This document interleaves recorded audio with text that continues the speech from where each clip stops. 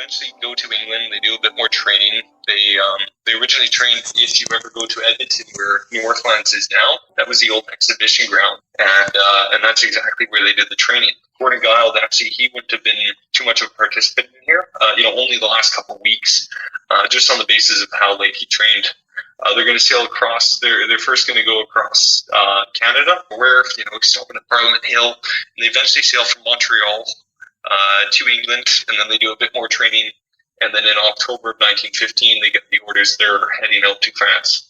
Yeah. And so how the vast majority of battalions worked in the Canadian Army in the First World War was a lot of them would sign up. They would be their local overseas battalions. All these guys from whatever city or town, they're all going to sign up together.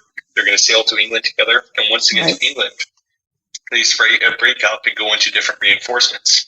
And so it wasn't that great for esprit de corps, but you had to do it. You didn't want all these different units there. It's much easier if you just have a certain amount and just go like that and split them up into reinforcements, because after an attack or whatever happens, you can imagine they always need more men, right? But luckily, the 49th Battalion kept together, and they were going through a period of expansion. They were making some new divisions and that sort of stuff. So luckily, they went over as friends in an Edmonton unit, and they actually landed and fought in France and Flanders as an Edmonton unit. And so that's what we see on the top of the first entry. So disembarked Boulogne, which is one of the Channel Port towns. And after that, they are transported on a bunch of boxcars, and they're shoved into them. And it's a really slow train, and they eventually creep onto the Western Front before proceeding by foot. And they're eventually going to first come into line. Actually, are you familiar with the Christmas truce of 1914? So they first went into line about, it was on the 13th of October, about, 500 yards away from where that happened.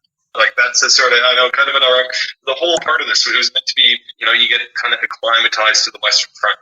And it was a really quite wet winter, but they were mainly just, figuring out how trenches work, what was trench life, and they start getting their first casualties, but nothing's too bad. They're going to do this for a couple months, and then what's going to happen is on the 21st of March is they're going to get orders. They're actually going up to the Ypres salient, and this is the epitome of in Flanders fields. In Ypres, more or less, the front line was only a couple kilometers away from the town.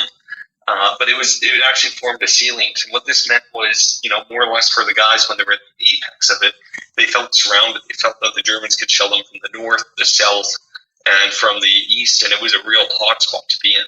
And coincidentally, the date when he was wounded, the 22nd of March, was literally they got relieved. They relieved some British troops in the front line at a place called Saint-True Wood. I included some photos here. The trenches that were literally the same ones that Gordon Guile would have been in. As soon as they get back in the line, the next morning, it's a really kind of wet day, and some shells come down, and I actually marked out, I figured out more or less the exact trenches he would have been in. And this more or less corresponds, if you ever search up Hill 62 Canadian Memorial, this is exactly where the memorial is now. So if you ever go back to Ypres and you go to that memorial and you literally are there, it's commemorating a different battle that would take place about 3 months later. You're actually standing on the old Canadian trench lines, and that's exactly where a shell would have hit. More or less what happened was I found one reference to it from another account, and it was just a stray, seemingly it was a trench mortar, German trench mortar. I posted a photograph here. It killed 2 men. Gladstone was one. Actually, I think it mentions on the war diary here, and McGregor. And so they were both killed, and it's quite poignant, too, if you ever go back there to actually go to their graves. Because you just, had Gordon Guile been, a bit over, he might have been the ones killed and not wounded. Another point, too, I put here that photo on slide number 5. This actually shows members of the 49th Battalion in the trenches. And you get Curry Auld, who also appears in that first photograph at the top. He's actually in those trenches, which I thought kind of too interesting not to share. And it's a really rare photograph because, in fact, apart from official war photographers, all private cameras in trenches were strictly prohibited, and they could be court-martialed. You would literally go to prison for it. It's just great intelligence for the Germans. I'd look if they capture it, right? So this photograph is, completely illegal. It's remarkable it survived, and it's one of only, I'm going to say, 3 or 4 I know of that actually show the 49th Battalion trenches. These first about 9 slides, I think, up to number 9, just kind of his first battle. So, the first time he's going to go into action is at a place called Santrowitz, so it's the same place he got wounded. He's going to come back to the line, I think, mid-May off the top of my head. Right. And then they're going to do a trench rotation for 10 days, in the front line trench, just holding the line. Nonetheless, under artillery fire, and that's a big killer of the First World War, but they eventually get relieved. They go back, and they're going to go have some rest after time, front line, they need the rest. And then the following day after they march some 10 kilometers back, they hear all hell breaks loose on the front line. And what's actually developing is a massive German attack on the trenches they had just vacated. And so the Princess Patricias, which are now quite a famous Canadian regiment, were the ones who took over. And they're going to be the ones defending this place viciously against this German onslaught. And luckily they're able to hold on to some of the lines, but they're desperately short of men. And it comes down to the 49th Battalion to launch a counterattack. And so they were told, come up to the front line at 2 o'clock in the morning with 2 other battalions, two other 1,000 men. And sadly, the 2,000 men they were expecting to also come up never showed up. They got lost on the way. They were in the trenches, so they said, okay, we'll delay it. And they kept delaying it. They kept delaying it until later that morning after the sun came up. The order came down that, okay, whether these other guys come, the 49th Battalion will go over the top at 7 a.m. And so they make a charge over broad daylight, and it was just horrific. They had to go about 400 yards under horrendous German fire to try and recapture some of the trenches. Quickly, they found out they have to, with all the German machine guns, they went into the trenches, and it was a terrific bomb battle. And so for 40 hours, especially, Fort Garratt would have been incredibly well engaged in the fighting there, and it was just non-stop. And there were many, many close calls from the first-hand accounts I've read, and it was a terrific battle. And about by the end of it, half the unit would be wiped out, killed, wounded, or missing. And so it's one of those. Just remarkable. And, Orville Palmer, as well as his brother, and especially his brother Duke Palmer, both close friends, would write quite exceptional accounts of the fighting that took place there.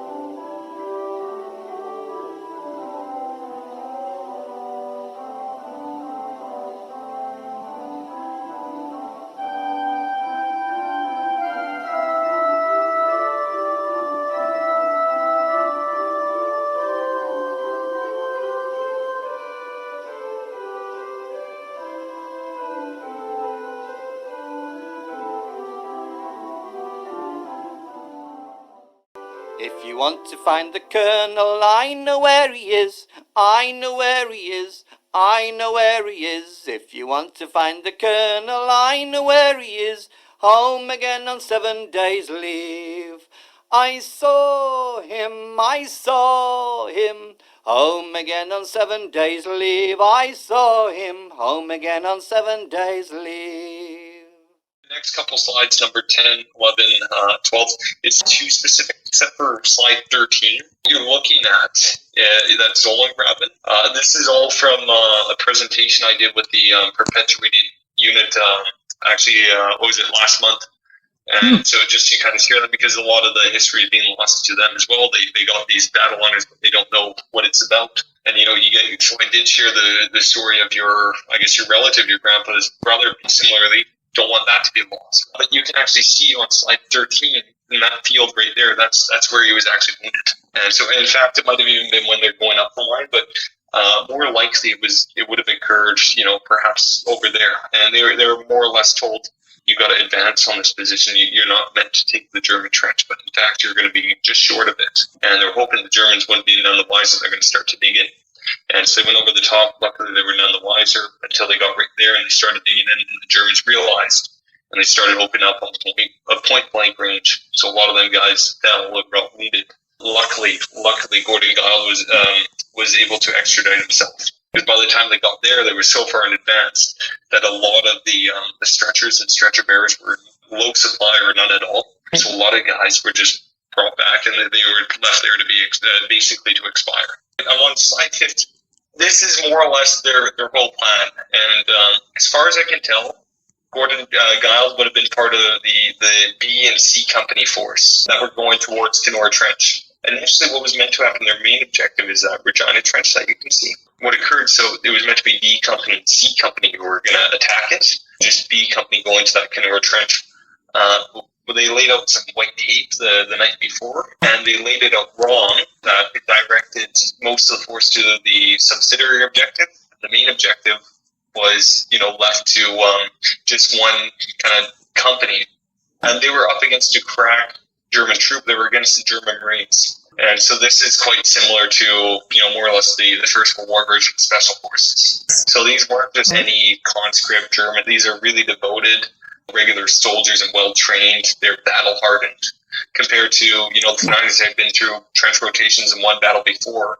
But a lot of the new guys, actually 2 battles, but because of all the battles, a lot of the guys are brand new. You don't know how much confidence you can have with the guy on your left or your right. Coincidentally, this is also going to be the 1-year anniversary from when they heard that they're going to France. And so 8th of October, they hear they're going to France, 1915. 8th of October, 1916. I like to call it Journey's End for the 49ers. For me, this is perhaps the most ferocious battle they're going to be a part of, and the most tenacious, esprit de corps, and in a fatal cause and ill-fated attack. The devotion to duty, and more so his friends and his men to die so that they can live.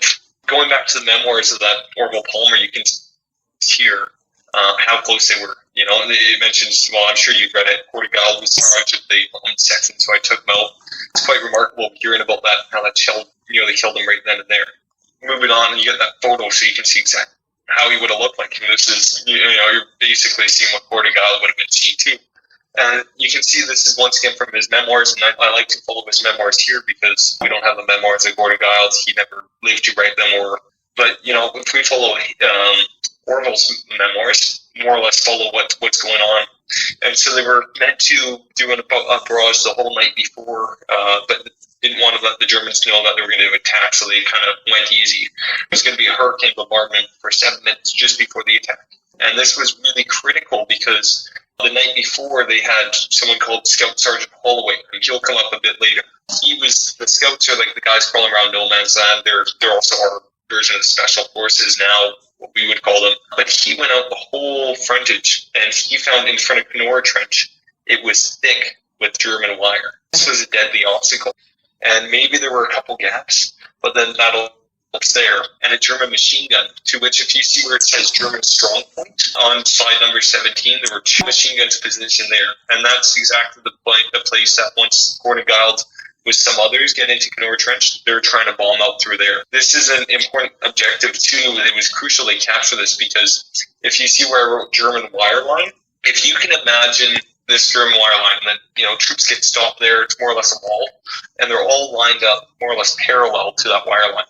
If you have a German machine gun positioned correctly in a Canora Trench, it could fire on in an enfilade, and just, if it doesn't guide its aim at, it's bound to hit someone else. And so this could totally wipe out the attack. Luckily, they managed to deal with it, but the guys who actually take on Regina Trench dead on are more or less going to vanish. 2 days later, in Riesball, his after-action report, he says, I have no idea what happened to half of my battalion. They went over the bridge, just disappeared. If you want to find a battalion, I know where they are.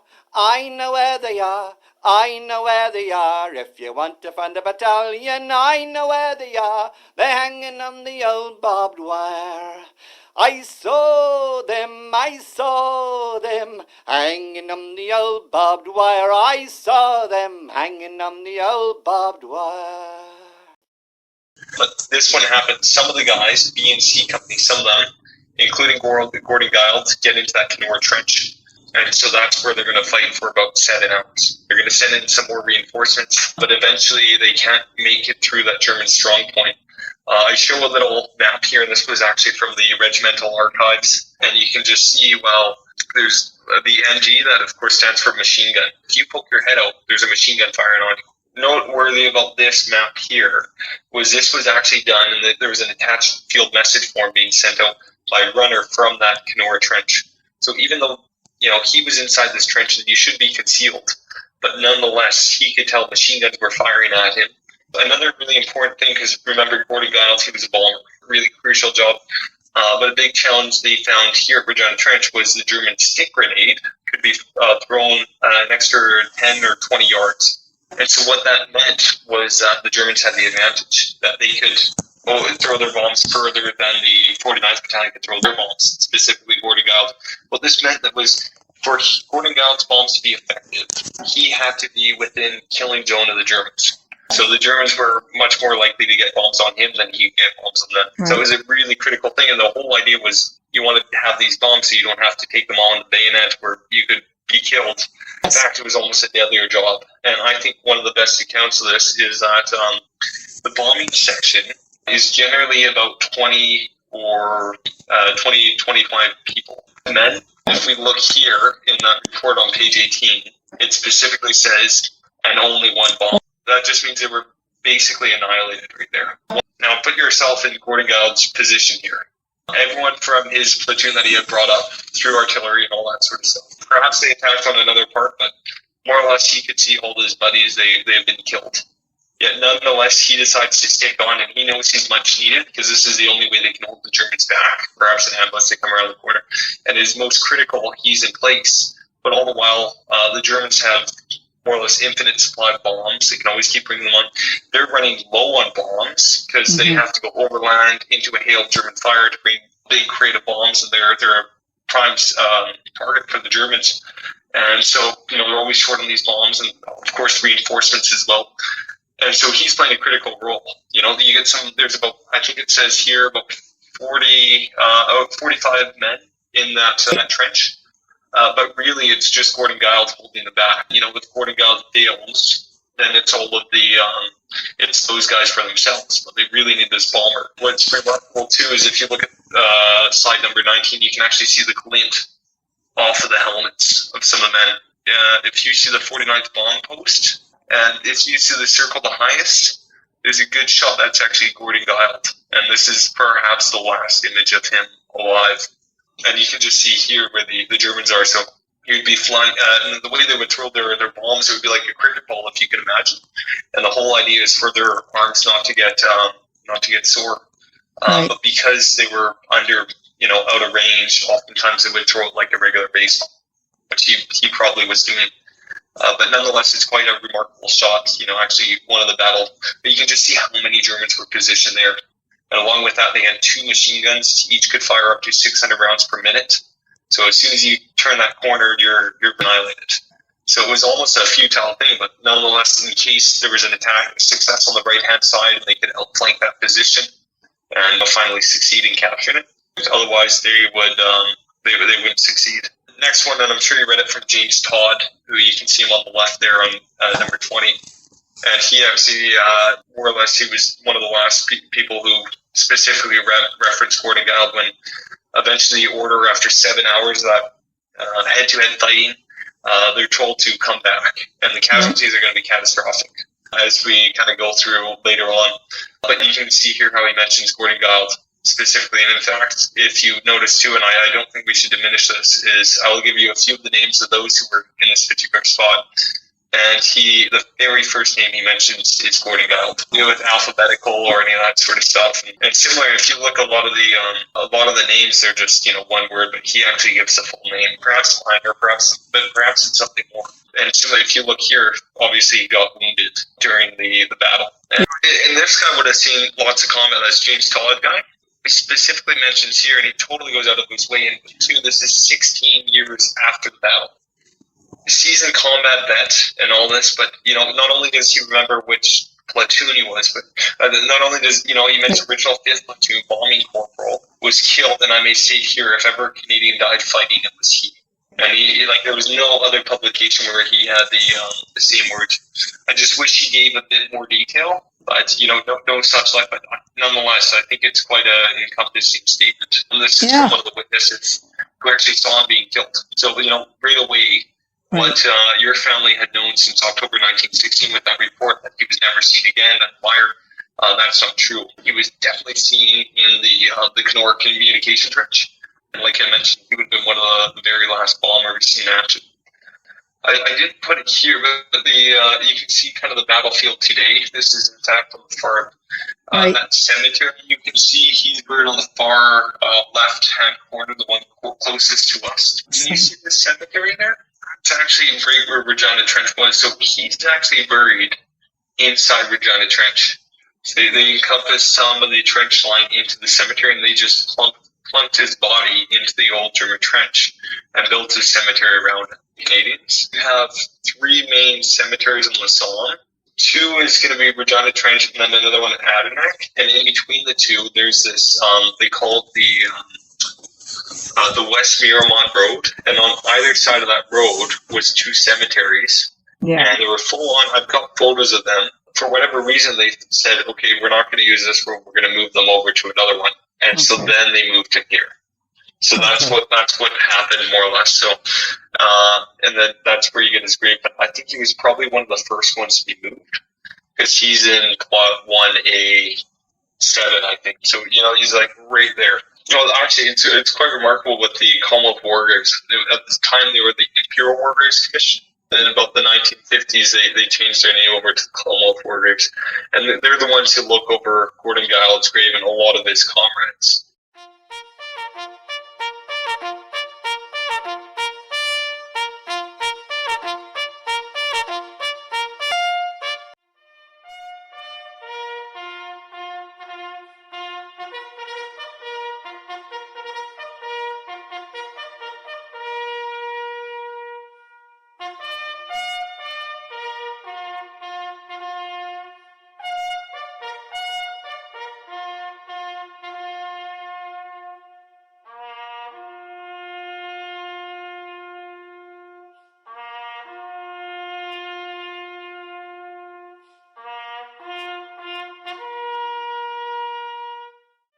You mentioned if I remember right, in your family history that it was a big blow to the family, and it sure was. So what this is, and you can see I put a memorial plaque here for Clement Augustine, who was one of 4 brothers to serve in the 49th Battalion. He would be killed the battle where Gordon was wounded.